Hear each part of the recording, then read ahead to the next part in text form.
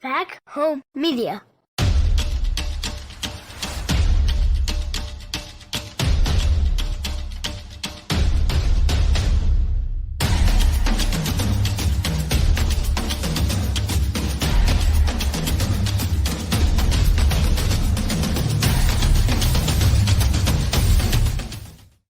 Hello, everyone. Welcome to In the Free Zone.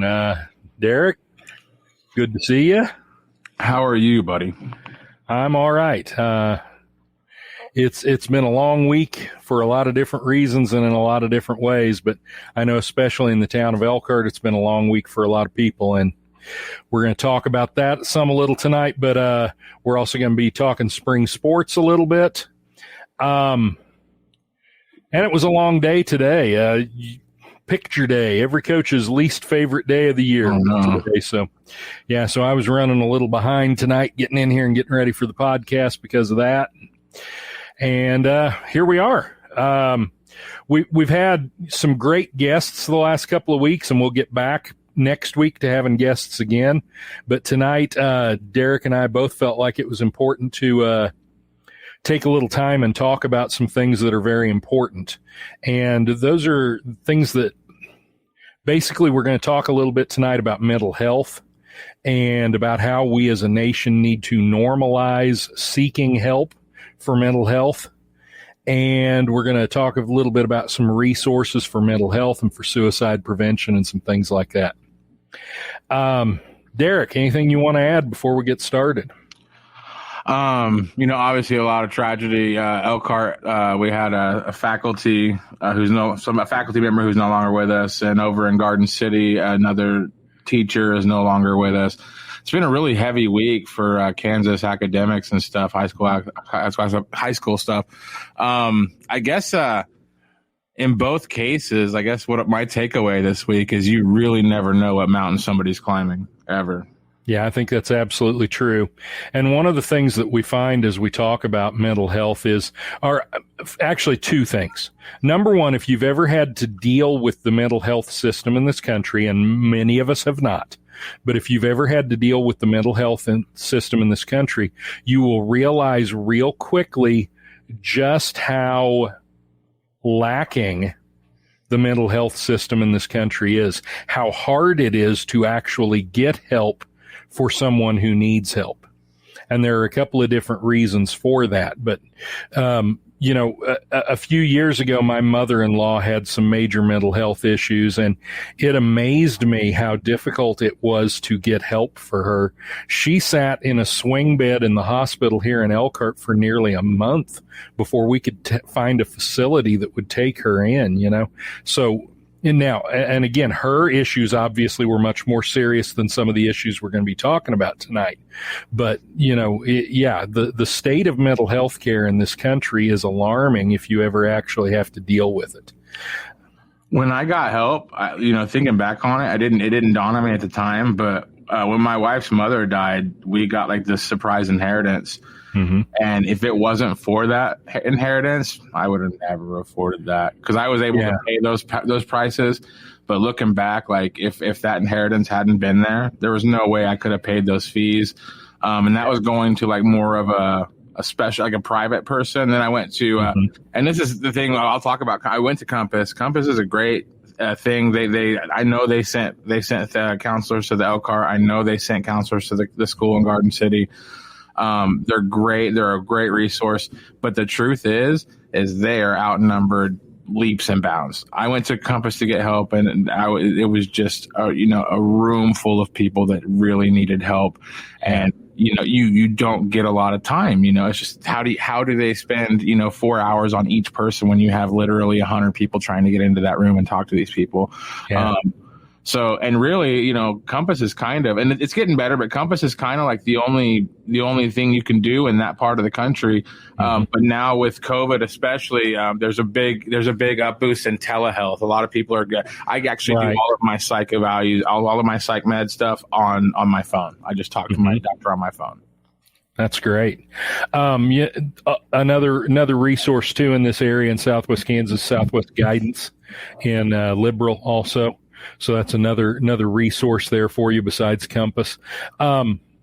Yeah, with my mother-in-law, she of course she needed hospitalization, so it was a little different deal. But yeah, it finally we found a facility in Wellington that would take her, and they would only take her for 2 weeks because basically they were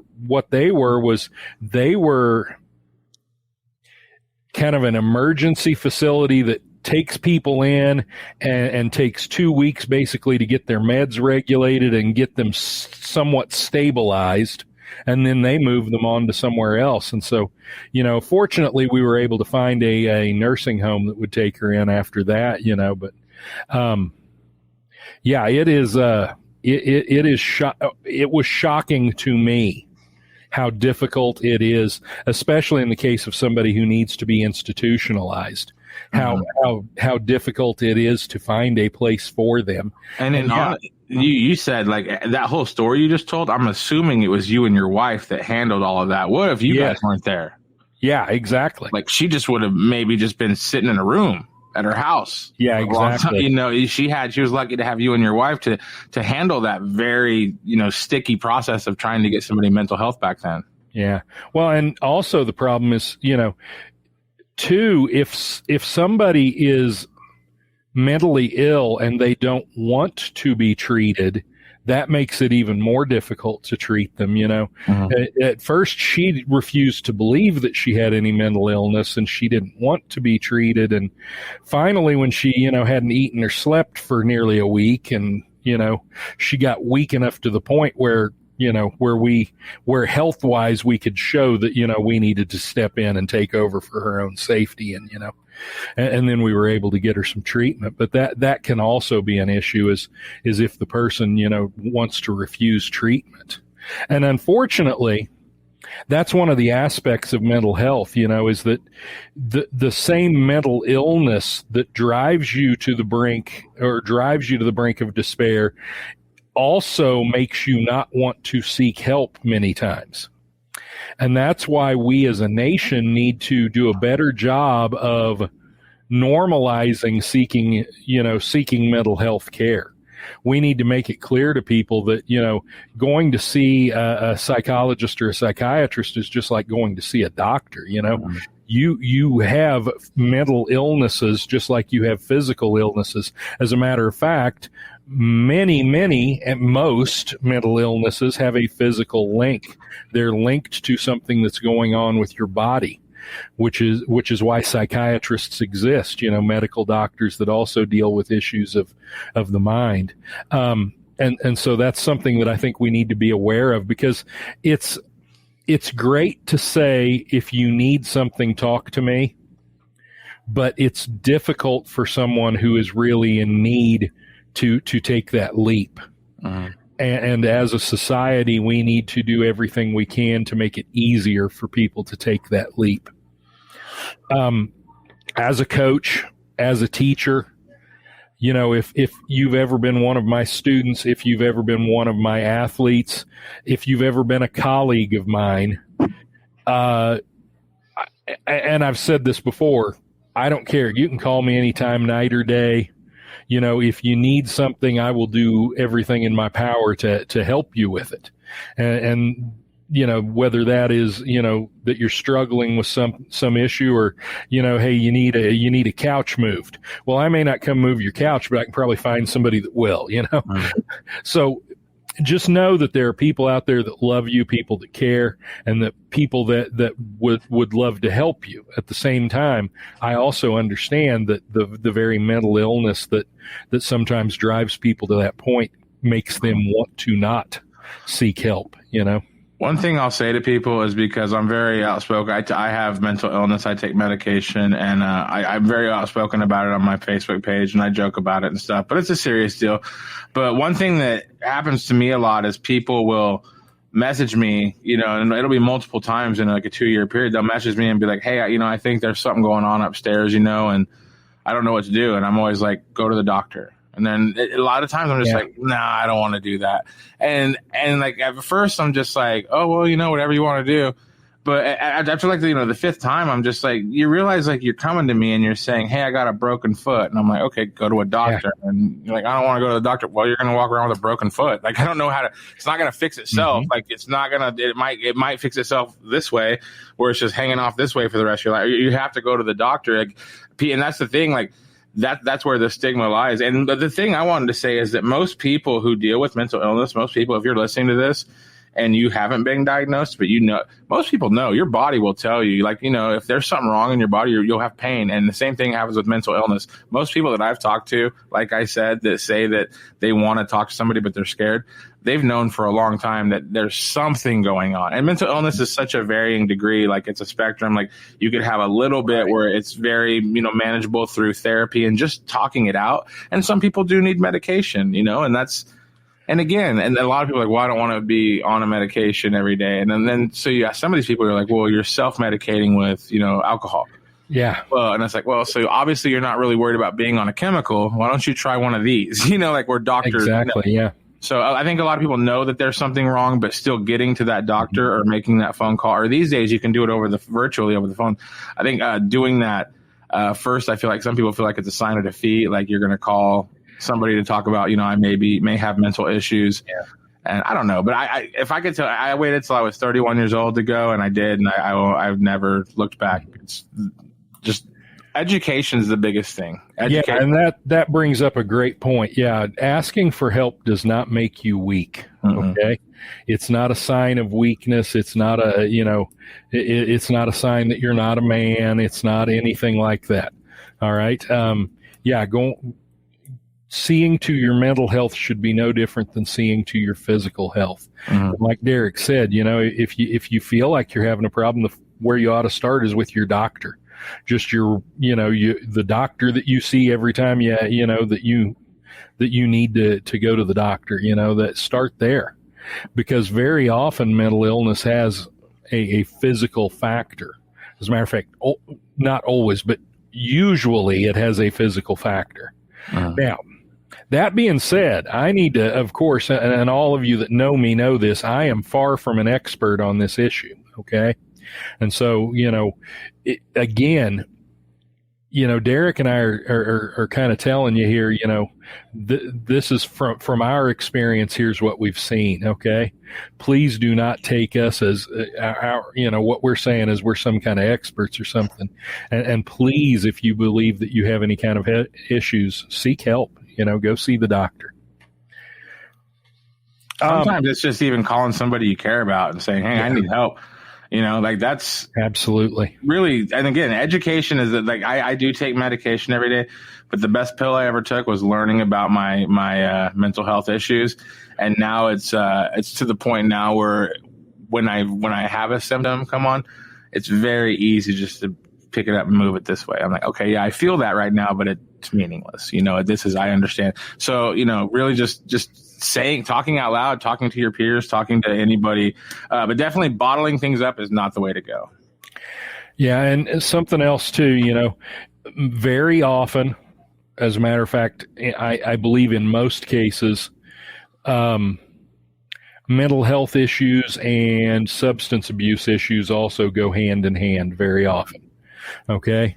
And so that's something else to be aware of. Like Derek said, sometimes we're self-medicating with substances, to deal with the problems that we have in our life. And so please be aware of that, that if you are doing that, if you are self-medicating with alcohol or with other drugs, that, the problem's not going to go away. You may be temporarily numbing the problem, but it's not going to go away. And you certainly probably need to seek a more permanent solution than you will find in most substances. One of the things that we're going to do, and I went to I'm just going to give you a website here, and that is AFSP.org. That is the American Foundation for Suicide Prevention. AFSP.org has a good website. They have a lot of different mental health resources there, not just suicide prevention, but all kinds of mental health resources. They have links to links to resources, and they also have numbers, obviously, the National Suicide Prevention Lifeline, the crisis text line, if texting, because for some people, talking on the phone is going to be a little bit too, intense or too intimate. So there's a text line where you can, text back and forth with a counselor. There's also a veterans crisis line that is a text line. And what we'll do is in the next few days, we'll work up some sort of a graphic or something, and we'll post these on the show's website and on the Norm's Homeroom Group website or Facebook site. So we'll get those out, and we'll kind of try to leave those there as a reference for anybody that might be interested in looking at some of those. One thing I did print out, and I'm not going to read you the whole article, but I did print out a good article from the Mayo Clinic on what to do when you suspect someone is suicidal. And the first thing, and I actually looked at several articles. I printed this one out because it was the one that kind of had the best step-by-step kind of guide. But everything that I read said the first thing that you need to do is ask questions, okay? And so that's very important, is asking questions. Questions like, how are you coping with what's been happening in your life? Do you ever feel like just giving up? Are you thinking about dying? Are you thinking about hurting yourself? Have you ever thought about suicide before or trying to harm yourself before? Okay, and some of those are going to be tough questions to ask someone. All right, and I think to a certain extent that is the point, is that they are tough questions to ask, but they're also, important questions to ask. And asking gets people talking, and that's really the guide. Really the goal, is to get people talking. And asking is one of the best ways to do that. And that's why I think in most cases, the first step mentioned in nearly every article I read was ask. Here are some common signs. And of course, you've probably heard these some other places before, but talking about suicide obviously is a common sign. Getting the means to do it is a common sign. Withdrawing from social contacts and wanting to be left alone is another warning sign. Having mood swings, such as being emotionally high one day and deeply discouraged the next. And it's not even day to day, guys. Having been around people, suffering from mental health issues, I can tell you it can be from moment to moment even. And sometimes those swings are over a period of days or even weeks.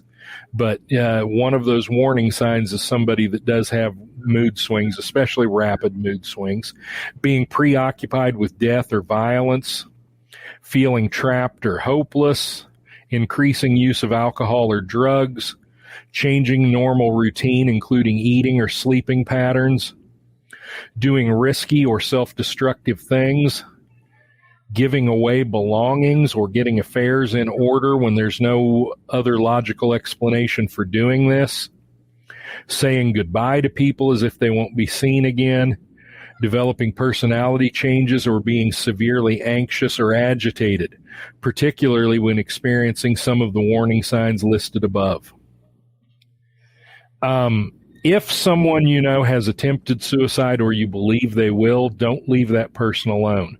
Call 911 or your local emergency number right away.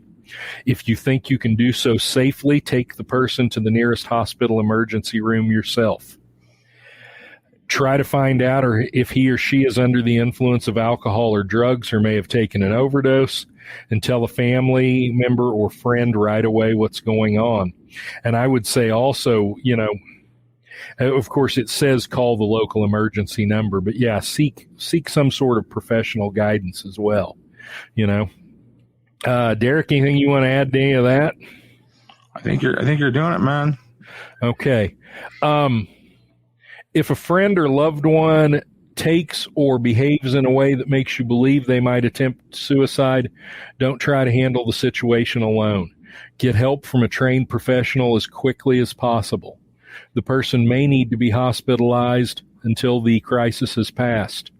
Encourage the person to call a suicide hotline number. In the U.S., of course, the National Suicide Prevention Lifeline is 800-273-TALK, which is 8255. To reach a trained counselor, use that same number and press 1 to reach the Veterans Crisis Line. Okay, because suicide has been a massive problem among our veterans. We've lost far more, not just our veterans, but our soldiers in the field as well. We lost far more soldiers, I believe, to suicide in the in Iraq and Afghanistan than we did to enemy action. Actually, that may include numbers of veterans at home too, though, rather than just soldiers in the field. But it has been a serious problem among veterans. Okay, and so if you know a veteran, keep that in mind.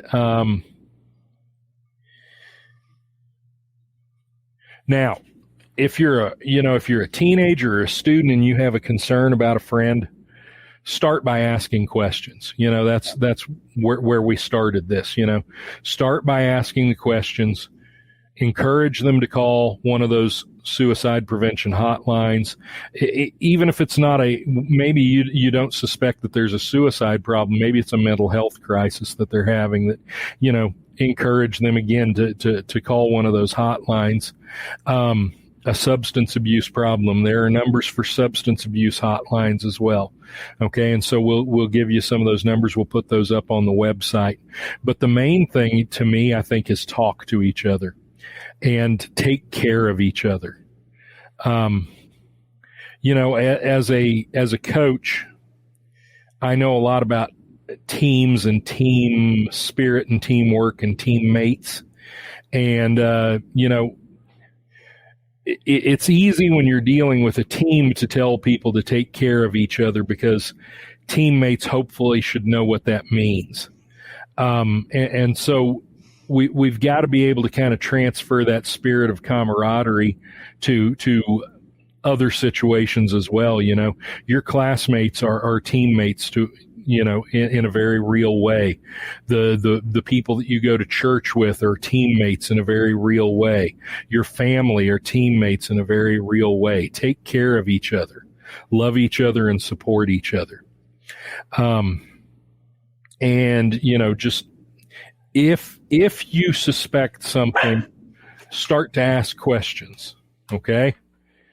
And if the questions get uncomfortable, that's probably part of the point. Okay. I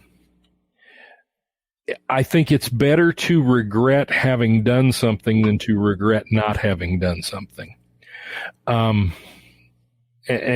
by that, I mean, it's better to try to help somebody when they don't need it than it is to not try to help somebody when they do. And so, that's the main thing. Number one, if you feel like you're having issues, please seek help. And I realize that's easier for me to say than it is for you to do. And if you think that you know somebody that is struggling, please take care of them. Please love them and take care of them. And guys, I'm not the best guy in the world at talking about this stuff. Okay. I'm just trying to do what I can because I think it's a very important issue for us right now. We had Kara Payton on the show back over Christmas break. She is the school social worker at Liberal, and she talked about a lot of these same issues. She brought up some good points and some great resources. So, if you're interested, you might go back and watch that episode again or listen to it. Yeah, we can reshare it. So that would be a good one to check out. Many schools now are adding social workers. I realize. And so at a school, you can seek help from your counselor. You can seek help from an administrator. You can seek help from a teacher that hopefully all of you have a teacher or a coach that you feel you can trust and that you have a relationship with. You can seek help from any of those people. Seek help from your friends. And the inverse is also true. As coaches, as teachers, as friends, we've got to watch our friends and watch our students and watch our athletes and and support them where they need support. This whole thing is, you're used to seeing, which sadly, but you're used to seeing, the grief counselors come out because you lose a student, typically a car wreck, something like that. But, with Southwest Kansas this week, like two like really popular faculty members, that's, that'd be like you losing one of your coworkers. That's a really serious. Absolutely.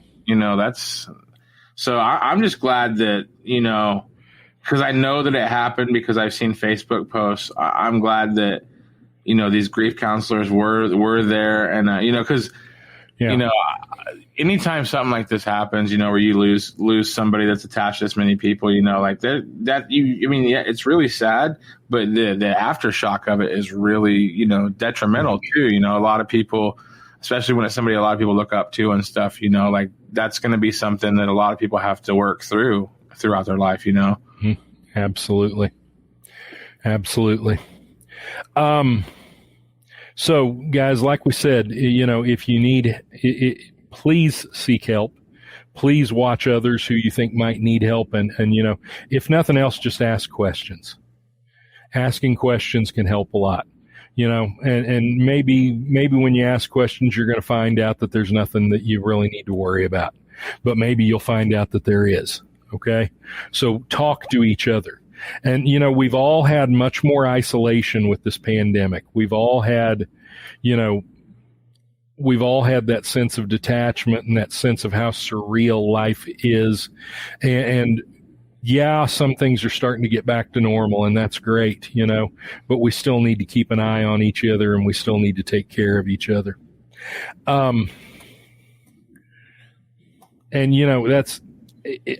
I wish that I had the magic words to sum all of this up and to help anybody that's out there that needs the help, and to encourage all of you that think that someone that needs help. And I don't. I'm not an expert, and I'm just another dumbass football coach. Yeah. And I'm trying to, I'm just trying to express to you, that please don't be afraid to seek help. Yeah. One thing I want to say too is also don't beat yourself. A lot of times, in situations like this, there aren't any signs. A lot of times there's not any signs. A lot of people are really good at just putting on that face every day and getting through but guys, I said earlier in the show, you never know what mountain somebody's climbing.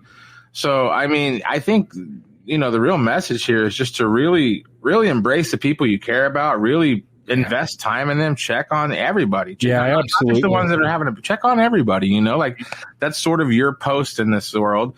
You've connected this many people, these people, and it's sort of, all of our jobs to sort of make sure we're all, have our heads up, and check on each other, make sure we're all doing well, mental illness isn't, I think people have symptoms of mental illness that maybe they're not even mental ill, but everybody knows what it's like to feel bad. Everybody knows, so it's not like it's just, well, if you're diagnosed, you get it. You don't have to be diagnosed. Everybody knows that you've been depressed about something. So the thing is like Norm was saying earlier, normalize it, realize that literally everybody has dealt with some type of mental situation that they probably could have used some help getting through.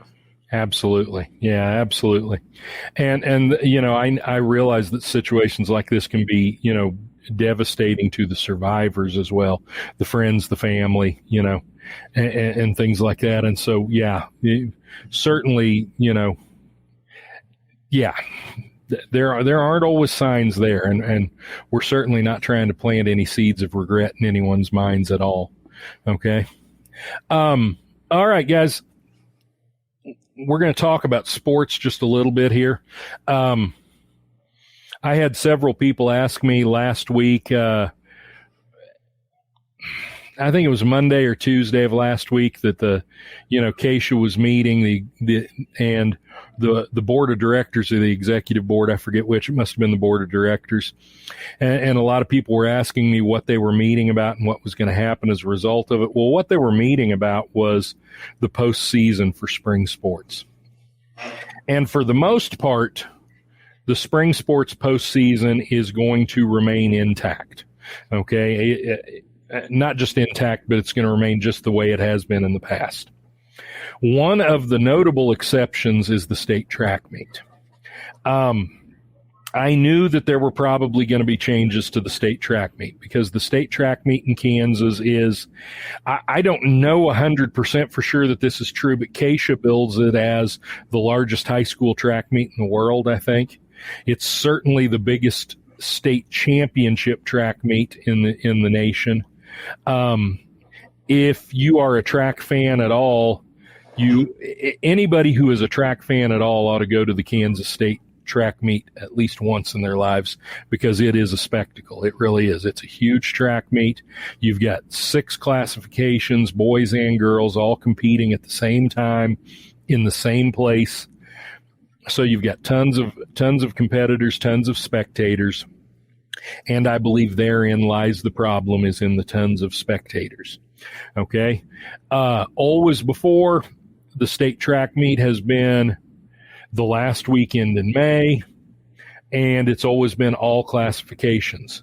Well, this year, they're going to do it basically like 3 separate track meets. They're still going to do it all over one weekend, but Thursday, the last Thursday in May, will be 5 and 6A state track meet. The next day, Friday, will be 3 and 4A, and then that Saturday will be 1 and 2A. So they're going to break the classifications up in order to reduce the number of spectators, in order to be able to more adequately maintain some social distancing and all of that. And so that is one of the things that is going to change this year, is that the state track meet will be altered in its format. And that's too bad, but at the same time, last year we didn't even have a track season or any spring sports season, and I think most of your spring sports are just happy that we're having a season this year. And so I think for the most part, we need to count our blessings that things have improved enough that we can have a season. For most of the sports, there will be no change to the postseason format, which is good because in all the other sports up until now, they have cut the number of competitors at the state sites basically in half. Okay, and they're not doing that with some of the spring sports, so that's great. And so, I think we need to probably count our blessings. It's going to be a very weird season. I know in practice this year, you're realizing that your kids that the last time they were at a track meet were freshmen and now they're juniors, And not only are they juniors, but they really probably haven't practiced track in close to 2 years, I think we had a week of practice before everything went south last year. So, we've got a lot of, and it's that way in every spring sport. You've got a lot of inexperience going on. A lot of things are up in the air. A lot of coaches and players don't know exactly what to expect on a performance basis. And so it's going to be an interesting season. And I'm looking forward to it. We leave tomorrow morning at 8:30 for our first track meet, headed to Winfield for our first track meet of the season. And I'm looking forward to it. At the same time, that trip to Winfield, I'm always 3 or 4 in the morning before I get back to Elkhart. And so I'm glad that I've got a 4-day weekend to recover from it. Jeez, man. And yeah, it feels rushed. It really does. I mean, when you think about it, we've had over a month to practice and get ready for the meet, but I still don't feel like we're ready for a meet. But is that like going to be the end of track, like this big state tournament, or? Yeah, the state track meet. Yeah. So when is that exactly? It'll be it's the last Thursday in May. I think that's the. Okay, I thought you were saying it was going to be like soon. I was like, really? You guys just started? No. It'll be the last Thursday in May. So May 27th will be 5A and 6A. The 28th will be 3, 4A. And then the 29th will be 1, 2A. Normally, though, it would be 2 days, a Friday and a Saturday, and it would be all classifications there in the same place at the same time going on at those 2 days. They have it there at Cessna Stadium in Wichita, there on the campus of Wichita State University. And it is, it's a good facility for track, but more importantly, it's big enough to host an event like that. It is a huge track meet. I mean, I would believe that it's the biggest high school track meet in the world. I don't absolutely know that it is, but I know they always call it that, and I would certainly believe it. It is a huge high school track meet. And like I said, anybody that is a fan of track at all, or even just a fan of high school athletics, ought to see it once. It is something else. At the same time, obviously we're going to have state competitions in all of our other spring sports as well. And with the exception of track, for the most part, those are going to go off unchanged from the past. For instance, next week we're going to have Coach Aranda on, and he's going to talk to us about Elkhart Wildcat baseball. Well, since they didn't have a season last year, Elkhart is still, I suppose, technically kind of the defending state champion, and I'm sure that he has real questions in his mind about how they're going to perform, because they have nothing to look back on from last year to judge by, and to have an idea of where you are. And it's like that for everyone in every sport in the spring. Nobody had a season last year. Everybody is going to be kind of up in the air as far as not really knowing where they are as a team. And so it's going to be an interesting season to watch it progress in all of those spring sports. And Kansas has a lot of spring sports, guys. In the spring we have, and I'll probably forget one or two, but in the spring we have boys tennis, boys golf, baseball, softball, track, obviously, girls soccer,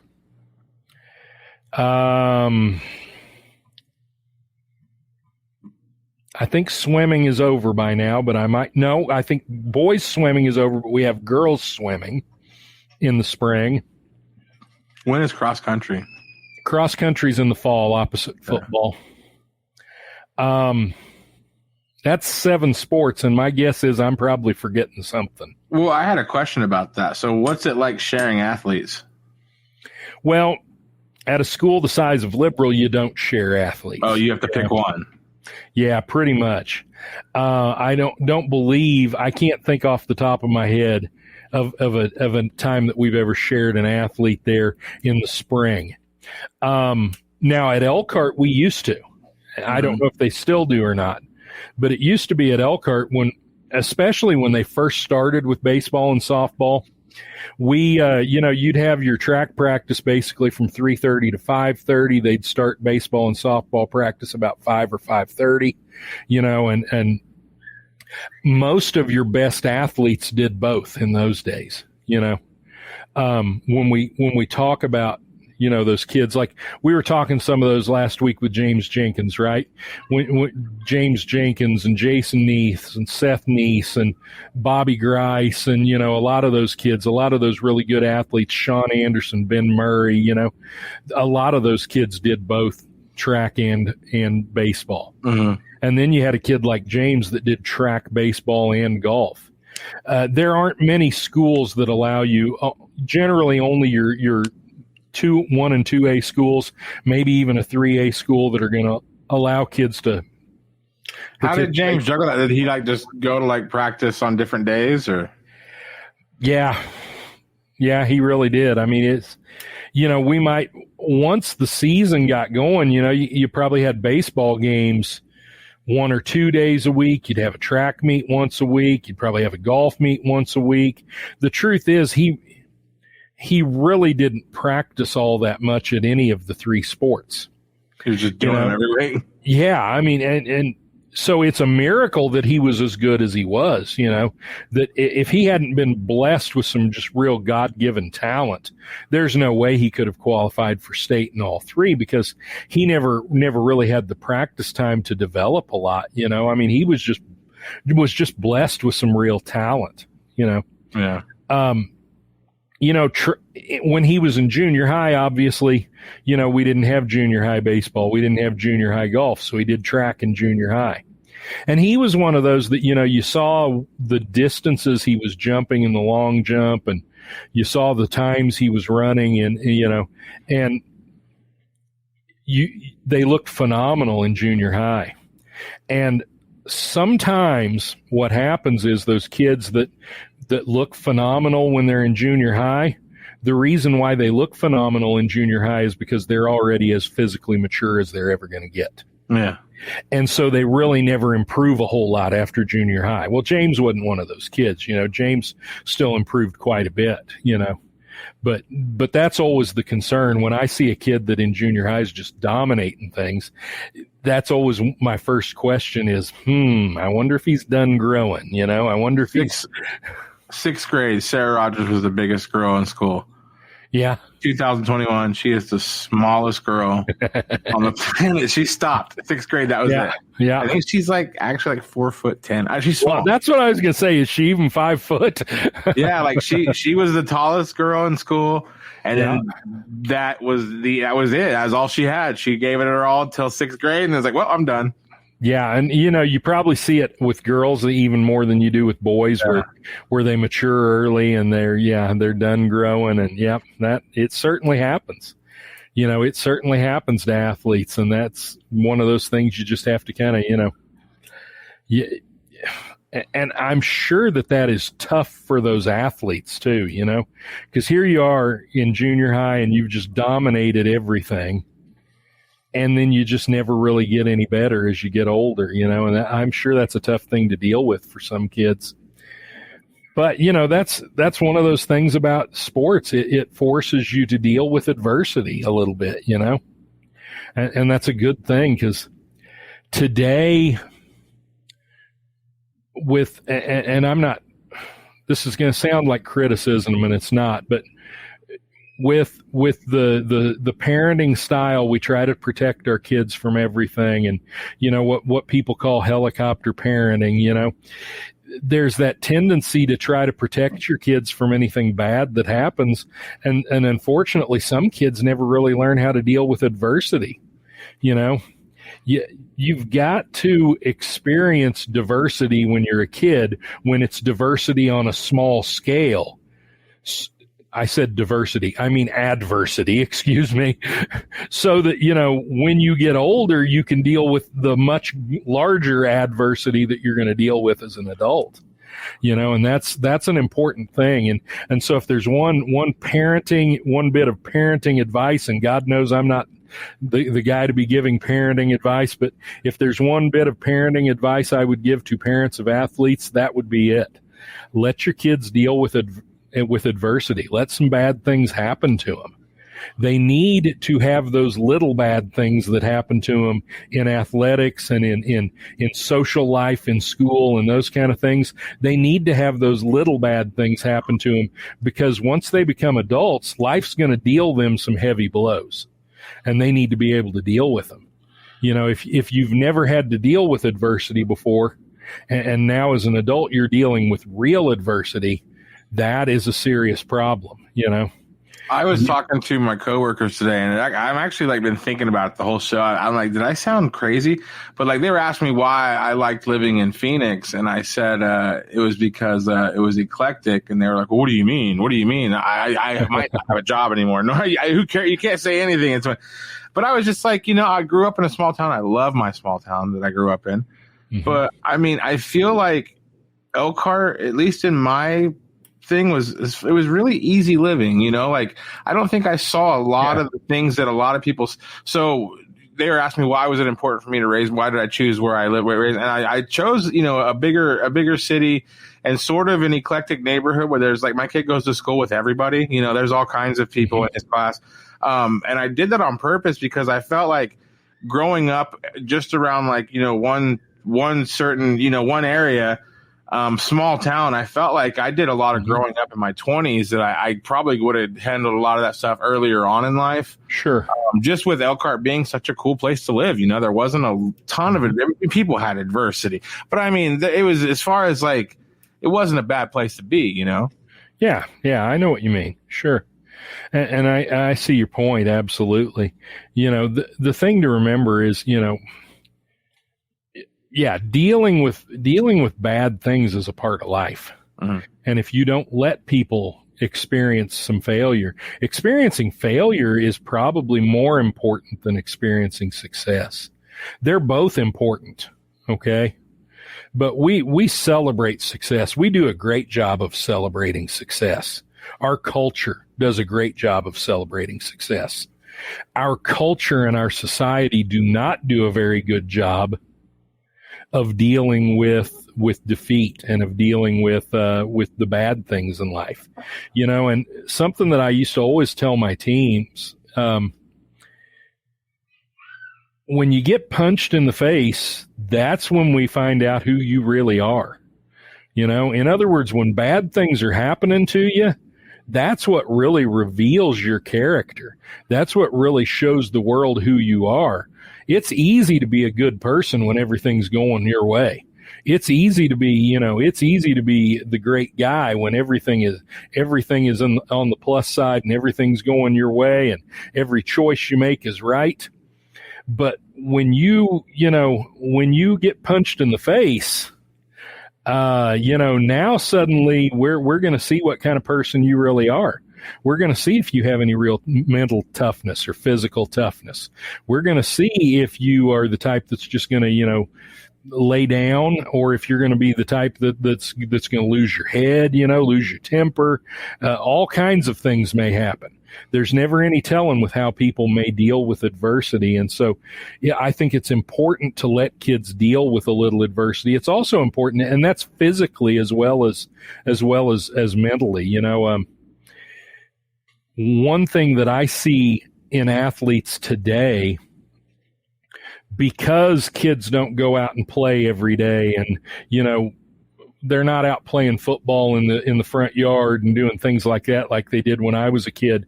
We have so many kids today that they've never felt any physical adversity. They've never really felt any pain, and so the first time they get hurt, they think they're going to die. They've never felt pain, and so they've really never developed a pain tolerance. And people of my generation, we'd played out in the yard, we'd ridden dirt bikes, we'd had dirt clod fights, and I'm not saying that no kids today do that. Many of them I'm sure do, but there's also a lot of them that don't, And so when in my generation, by the time we got to, 4th, 5th, 6th grade, most of us had broken bones. We'd done things like that. Yeah, exactly. We dug pellets out of ourselves. Shot each other. Yeah. Lots of, by the way, kids, don't do those things, but yeah, we'd done a lot of dumb stuff. We'd felt pain. And some kids today, they've never dealt with physical adversity either. And so that makes it, again, you're going to face adversity at some point in your life. So you probably need to learn to deal with it, and it's probably easier to learn to deal with it when you're younger and when the adversity is smaller. When it's littler things that are biting you in the rear end. I don't know. Again, though, that's me philosophizing, and I'm probably not well equipped to do that. No, I'm with you on the stupid stuff. One time, me and Adam Fisher, Cobb Fisher, and Billy Hayes we were throwing rocks at a CO2 cartridge. And we had taken like an hour, nobody was hitting it. So we're all over there picking up our rocks, and then Adam decides to smash it while we're right by it with a big. I don't know how that guy builds airplanes. People, be careful flying Learjet. No, I'm just kidding. Just dumb stuff. Yeah, you think about it, dumb stuff, man. Well, yeah, and when I was young, a lot of my friends, we had motorcycles, we had go-karts, we had, a lot of things that, we could hurt ourselves with that most parents today would not want their little kids to have, but in those days it was much more accepted, Also in those days it was, parents didn't think anything about the kids left the house and, in the morning and in the summer, especially, you know, I might leave the house in the morning and not come back until about dark. You know, that was the street lights coming on. That was my cue to get my ass home, you know. Once those street lights started coming on, you better get your butt home because it was supper time and you were going to be in trouble if you didn't, you know. I don't. I just I forgot where I was going with that. Yeah, I forgot where I was going. I had something really good to say, but it's gone. It's completely gone. There we go. That's the story of your life, isn't it, Derek? Completely gone. Oh no, I know exactly what I was going to say. Okay. I don't. Every time I strap my kids into my car seat, I'm just like, man, my parents didn't care about me. Yeah, because you never rode in a car seat. Never. We were walking around the back, jumping around, going 60 miles an hour down the highway, just jumping around. I was going to say, when I was a kid, half the cars didn't even have seat belts yet. Yeah. Or they only had lap belts. They didn't have shoulder belts, you know. And like, you know, today everybody's got 4-door pickups and there's room inside. We didn't have those when I was a kid. I think I was probably 14 before I realized, you know, you could ride in the cab of a pickup. When I was a kid, the kids rode in the bed, you know. Yeah. Only adults rode in the cab of the pickup. Yeah, man. I just think I'm glad that it's different, though. I mean, I look back and I'm just like, thank the Lord, my dad never wrecked. Because there's a reason why things are different now. You know, it's a lot of bad stuff. Yeah. I mean, you know, I would not trade my youth in the 70s for anything, you know, but yeah. You're lucky to be here, is what you're saying. Yeah, well, yeah. There was a lot of stupidity that went on, you know. Well, we've kind of, you know, gotten far afield from where we started. Listen, guys, this is not a subject that I feel qualified to talk about a whole lot, but I felt it was important to say something tonight. And so, you know, I realize it's a departure from the types of things we normally talk about, but we will post some of these resources in the next few days on both the In the Free Zone with Norm page and Norm's Homeroom. We'll reshare that Kara Payton interview. It's an interesting interview. Now there we're talking specifically about the mental health of students and adolescents. But it's certainly an interesting one to watch. Please rewatch it. And next week we'll get back to kind of our more traditional fare. We'll have David Aranda on the show next week. Coach Aranda is the coach of the defending state champions because we didn't have a season last year. The defending state champion Elkhart Wildcat baseball team. And we'll talk with Coach Aranda about a little bit about the past of Elkhart Wildcats baseball and a whole lot more about the future of Elkhart Wildcats baseball. Upcoming guests, we're working on some other guests, you know, but if you would like to be on the show or if you know somebody you'd like to see on the show, let us know that. Let us know that either in the group page, Norm's Homeroom, or on the In the Free Zone page, either one, or just in the comments down below. We're always looking for people to come on the show and talk to us. So if you're interested in doing that, or if you know someone who you'd like to see do that, let us know and we'll do everything we can to make that happen. We're working on some good guests for the coming weeks. And of course, before you know it, we're going to be into the spring sports postseason. And then we're going to have summer, and you know, and so I'm kind of excited about what the coming weeks are bringing. I really am.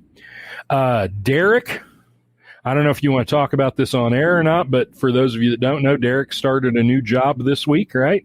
Yeah. It was last week. This week? Yeah. I started on Monday. If I still have it, I don't know. That was. Yeah. Well, yeah. You don't know if you're fired yet or not. I don't know. We have a good trainer, and she was like asking. I was doing like a fake phone call, and I started just telling her my life story, basically. And it's one of those things. I have that thing where, like, a good 20% of my life has just been sitting there, just laying in bed, being like, "Why did you do that?" Why did you say and do those things? just that cringe factor. I know. I think we all do that. I really do. I know I look back on some of the things I've said and done over the years, and yeah, I really cringe at it.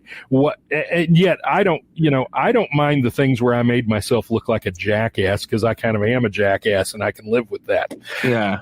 When I really look back and cringe is when I realize that unintentionally I made somebody else look or feel like a jackass. That's what my thing is. I don't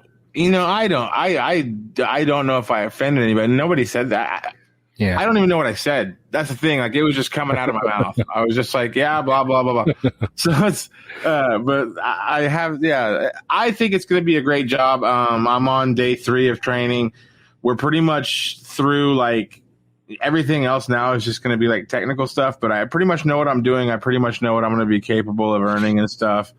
And I'm really excited about it. I should have gone into sales a long time ago, but I don't know. I just never had the gall to do it, And in my last job, I was talking to people all day long and solving their problems. Mm-hmm. And I was getting good at it, and I was just like, maybe I should go into something like, and sell something, Yeah, so that's great. Give it a shot, and I think it's going to be a lighter workload, and everything's going to be the same at Back Home Media, which we had 1,700 downloads this month. So yeah, that's great. That is great. And by the way, guys, we encourage you, visit those podcast platforms, subscribe and download, subscribe to the show, download episodes. But yeah, 1,700 downloads is a good month for us, and hopefully those numbers will just continue to grow. Yeah. Really cool. I myself notified our administration this week that I am at least considering retirement. I haven't made a decision for sure yet, but that's a decision I'm going to be making in the next 2 or 3 weeks. Probably a month at the most. So, and I've mentioned on the show that I've been considering that. So I officially kind of notified them that I am at least considering it. I don't know still, guys, for sure whether I'm going to do it or not, but it is something that I'm thinking about. And so, that's something that I'll be kind of resolving in the next 2 or 3 weeks here, probably. So Derek's got a new job situation. I may have a new job situation. We've got some exciting things coming on the show. So, guys, thank you for being with us. And we want to just kind of leave you with the overriding message of this show, which is if you think there's something wrong in your life, please talk to someone. Please seek help. It doesn't make you weak. It doesn't make you not less of a man. Please seek help. And if you know someone in your life who you think may be going through issues, ask them questions. Talk to them. Take care of each other out there and love each other out there. Uh-huh. And we'll see you next week. Until then, as always, this is a production of Back Home Media. Thank you very much, guys. Well, I don't think it, I thought it, that's different. I said what I said and I meant it, or lamented. Words given weight without thought in a person, the way that I talk and the way that I ought to be able to pause and to say that the fault can be placed on my arms. I display for the salt to disgrace in its arm. Pray for the day they could wait for the calm. You can't control the storm, only weather it. Whether it's 5 weeks and 5 days of rain sideways, or scorched earth, search for death or water, left with all the thorns, with the petals gone. Settle on the breath of autumn.